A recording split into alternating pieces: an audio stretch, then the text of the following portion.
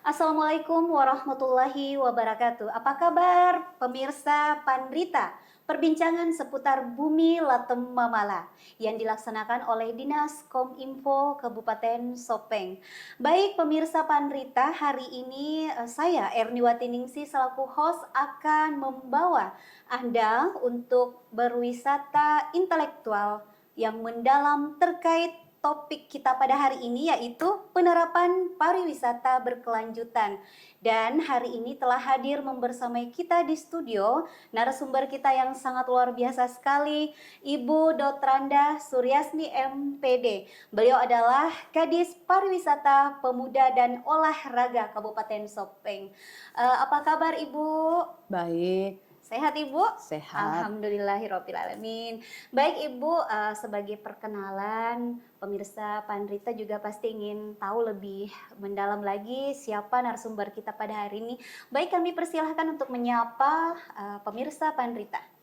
Silahkan Ibu. Assalamualaikum warahmatullahi wabarakatuh. Pada kesempatan ini kita akan berbincang-bincang tentang pariwisata berkelanjutan, dan saya kebetulan diamanahkan sebagai Kepala Dinas Pariwisata, Pemuda dan Olahraga di Kabupaten Sopeng. Senang pada hari ini diundang, semoga apa yang kami nanti bisa sampaikan menjadi informasi yang bermanfaat untuk kita semua. Baik Ibu, terkait dengan topik pada hari ini yaitu penerapan pariwisata berkelanjutan. Nah, hari ini telah datang ahli dan pakarnya. Apa sih penerapan pariwisata berkelanjutan itu, Ibu? Saya koreksi dulu ya, sebenarnya bukan pakar ya. Iya. Kebetulan kami diamanahkan untuk itu. Iya, betul sekali Ibu. Sehingga ya sebagai pembantu bupati tentunya kita harus melaksanakan tugas-tugas yang ada di pariwisata.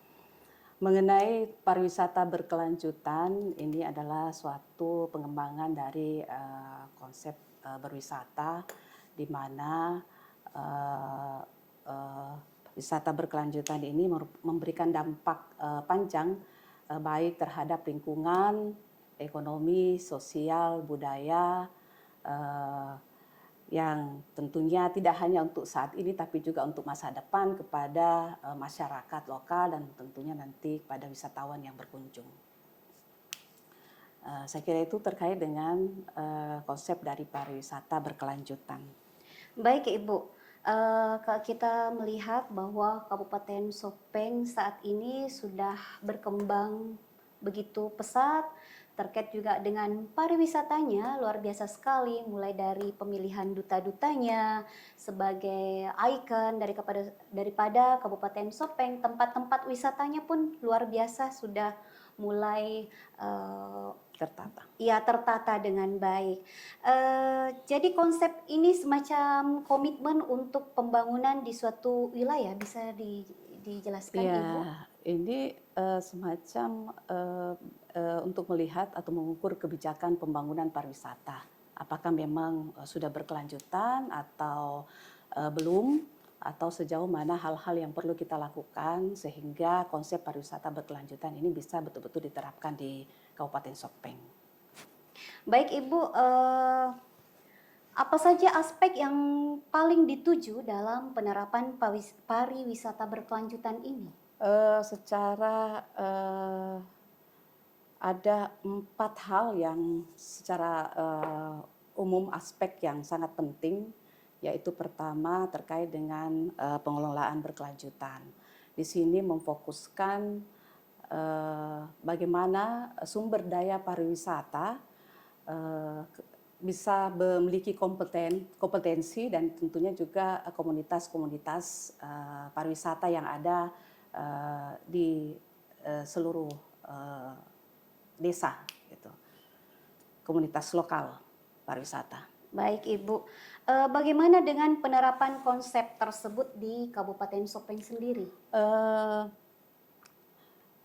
Tentang terkait SDM, memang ini adalah hal yang prioritas karena pengelolaan suatu unsur-unsur pariwisata, aspek-aspek pariwisata tentu harus dimulai dengan sumber daya manusianya. Oleh karenanya untuk pariwisata kita berharap ada kelompok-kelompok sadar wisata yang tersebar di setiap desa. dalam rangka membantu bagaimana potensi-potensi yang ada di desa itu bisa nampak, bisa kelihatan. Tentu dengan Pokdarwis ini nanti bisa berkolaborasi dengan aparat desa maupun masyarakat luas, sehingga setiap desa memiliki potensi, bisa memperlihatkan potensinya, khususnya dalam bidang pariwisata. Oh, luar biasa sekali Ibu, bahwasanya sekarang ada lagi yang dikembangkan seperti desa sadar wisata. Iya, itu bagian dari Iya. itu. Dan untuk di Kabupaten Sopeng sendiri Ibu, apakah sudah ada percontohan untuk itu? Kalau untuk desa wisata, kita kan memiliki 5 desa wisata untuk saat ini. Iya, dan itu harus disampaikan masyarakat juga lebih tahu bahwasanya di Kabupaten Sopeng ada seperti ini. Iya, dari segi jumlah mungkin Sopeng termasuk yang sedikit, baru 5 desa wisata. Bisa dijelaskan Ibu? Tapi desa wisata ini tidak hanya bisa dianggap desa wisata ketika dia punya objek. Ya, Katakanlah ada objek pemandian, bukan itu saja, tetapi Iya, bagaimana desa itu bisa menampakkan seluruh potensinya dan seluruh kolaborasi aktivitas masyarakat. Jadi UMKM-nya, kemudian ada kreativitas hasil-hasil karya lokal yang bisa diperlihatkan, Iya, betul, bagaimana potensi wilayahnya. Nah ini kalau di Kabupaten Sopeng kita kemarin dalam rangka Jadesta menjaring desa wisata secara nasional, kita dalam 300 besar itu sudah masuk 3 desa. Jadi Iya, dari 5 desa itu masuk 3 desa. Desa Kabupaten Sopeng adalah salah satu-satunya kabupaten yang masuk di jaring desa wisata itu 3 desanya. Jadi ada desa Matabulu, desa Bue, dan desa Lompul. Namun kemudian terjaring ke dalam 100 besar sampai dengan 50 besar itu adalah desa Matabulu. luar biasa sekali. Inilah kemudian kemarin kita mendapat kunjungan dari asisten deputi destinasi wisata, karena 50 desa wisata Indonesia itu dikunjungi langsung oleh pihak kementerian untuk melihat langsung seperti apa lokasinya. Dan alhamdulillah kita sudah dikunjungi karena memang sudah masuk 50 desa. Kami berharap ini bisa dipertahankan, bahkan bisa dikembangkan kepada seluruh desa yang ada. Kita memiliki 70 desa kelurahan. Betul sekali, Ibu. Itu bukan suatu pekerjaan yang ringan juga sebenarnya, karena kita perlu orang-orang yang peduli. Betul, yang berempati. Ya, kita ingin mengajak semua masyarakat untuk peduli bagaimana membangun desanya. Betul karena sekali, ini sangat Ibu. berdampak kepada perekonomian dan kesejahteraan masyarakat. Nah, di Kabupaten Sopeng telah dijelaskan tadi bahwa salah satu yang masuk sebagai desa wisata yaitu Matabulu. Dan ini merupakan starting point bahwasanya Kabupaten Sopeng bisa. Dan ini bisa memotivasi desa-desa yang lain untuk tampil juga menyusul dari desa Matabulu. Baik Ibu, menurut Ibu sendiri, apakah masih Matabulu ini bisa dikembangkan bersaing dengan kabupaten-kabupaten bahkan di provinsi-provinsi lain? Saya kira 50 besar ini sudah bersaing dengan provinsi lain. Luar biasa, ini 50 Ibu. besar ini adalah seluruh Indonesia. Indonesia punya sekali, 514 kabupaten kota. Nah, terkait dengan yang Ibu sampaikan tadi bahwa Matabulu merupakan salah satu desa yang mewakili Provinsi Sulawesi Selatan dan masuk 50 besar. Hal-hal apa yang bisa ditonjolkan dan merupakan keistimewaan dari desa Matabulu sendiri? Jadi desa Matabulu itu mewakili Kabupaten Sopeng, tapi untuk Sulawesi Selatan itu ada 3 kabupaten.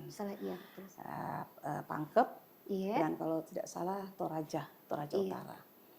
Nah, untuk di Kabupaten Sopeng ada 3 desa yang kemarin sempat masuk, namun yang masuk 50 itu hanya desa Matabulu. Pertanyaan tadi, hal-hal apa? Yang menjadi ikon atau yang ditonjolkan dari Matabulu, yang menarik Matabulu dari itu Matabulu. punya di samping dia desa Matabulu memiliki daerah yang indah ya, karena ini ada di daerah ketinggian. Di Matabulu itu memproduk berbagai macam hasil, ada pengolahan gula merah, di sana ada pengolahan madu, juga UMKM-nya. Iya. Dan kemudian potensi-potensi ada Luar biasa homestay-nya, sekali, bagaimana Ibu. Iya. bagaimana wisatawan datang itu Bisa bisa menginap. menginap. Ya, Nah, itu poin yang homestay ini ya. ini bukan semacam penginapan khusus, tetapi ini rumah masyarakat yang dipakai. Oh ya, Ibu.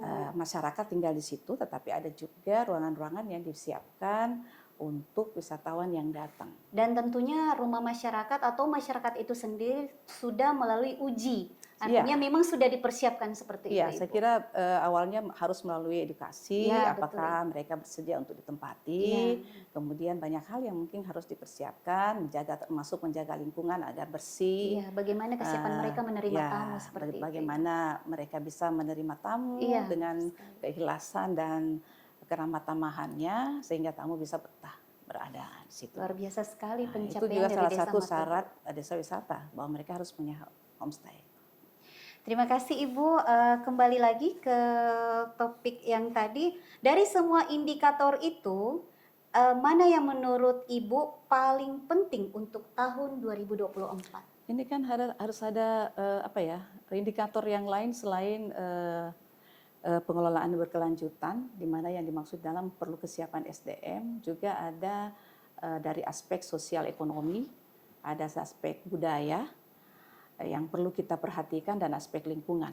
Karena ketika kita ingin membangun suatu pariwisataan, hal ini perlu kita perhatikan karena dampak dari ini tentunya akan membuat desa yang kita miliki atau wilayah yang kita miliki itu bersyarat untuk menjadi katakanlah desa wisata, seperti itu.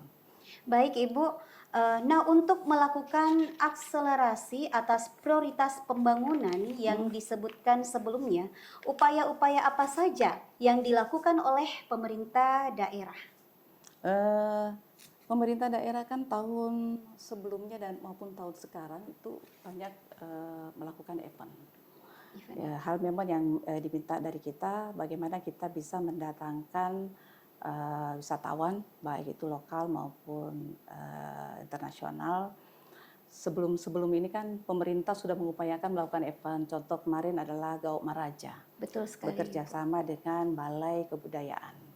Nah, itu tidak hanya level nasional tapi sudah internasional. Luar biasa Karena sekali. beberapa agenda-agenda kegiatan di dalamnya itu menghadirkan contoh ada seminar internasional tentang budaya, itu kurang lebih ada lebih dari 10 atau 15 pemateri dari internasional yang diundang. Dan kemudian kita juga melakukan banyak event contoh Ramadan Fest. Iya betul Ibu. Yang membuat memberdayakan UMKM kreatif. Kemudian khusus di pariwisata juga punya program untuk melakukan backcraft workshop dan ekonomi kreatif. Kita melakukan workshop bagaimana meningkatkan pemahaman pelaku-pelaku ekonomi UMKM ini dan sekalian memamerkan produk-produk yang mereka hasilkan. Nah,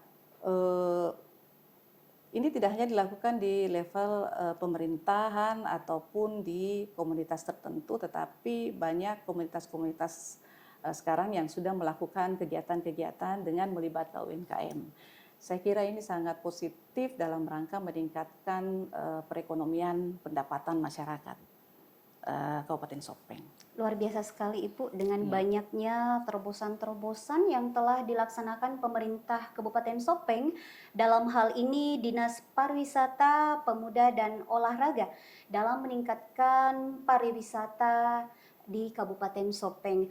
Baik Ibu, selanjutnya kita masuk ke closing statement. Sebelum kita menutup, Ibu bisa menyampaikan harapan-harapan terkait dengan penerapan pariwisata berkelanjutan di Kabupaten Sopeng. Silahkan untuk menyapa pemirsa Pandrita. Terima kasih pemirsa Pandrita dimanapun berada. Prioritas pembangunan daerah kita Kabupaten Sopeng yaitu diarahkan pada pemulihan ekonomi, penguatan daya saing dan peningkatan kesejahteraan masyarakat. Oleh karenanya di urusan pariwisata ini tidak bisa berjalan sendiri. tapi harus berkolaborasi dengan semua sektor, stakeholder yang ada, komunitas-komunitas, terutama juga yang sekarang ini sementara lagi beraktivitas sangat berinovasi, yaitu banyak di antara komunitas-komunitas pemuda, perkumpulan-perkumpulan pemuda yang melakukan kegiatan-kegiatan untuk meningkatkan perekonomian dan memajukan pariwisata. Kami berharap bahwa seluruh masyarakat bisa peduli dengan di mana dia berada untuk meningkatkan kondisi daerahnya menjadi desa wisata. Karena dengan desa wisata, saya kira segala potensi yang ada di desa itu bisa kelihatan, tentunya dengan kepedulian dan kerjasama seluruh masyarakat yang ada. Dan karena ini sangat berdampak kepada perekonomian dan kesejahteraan, maka kita berharap bahwa semua masyarakat mau ikut berkontribusi di dalam pembangunan kepariwisataan.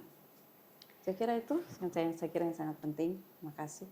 Luar biasa sekali Ibu, kami ucapkan banyak terima kasih bincang-bincang hari ini dengan topik yang sangat menarik, dan tentunya bahwasanya harapan kita ke depannya masyarakat, seluruh lapisan masyarakat Kabupaten Sopeng ikut serta atau turut berkontribusi untuk memajukan pariwisata di Kabupaten Sopeng.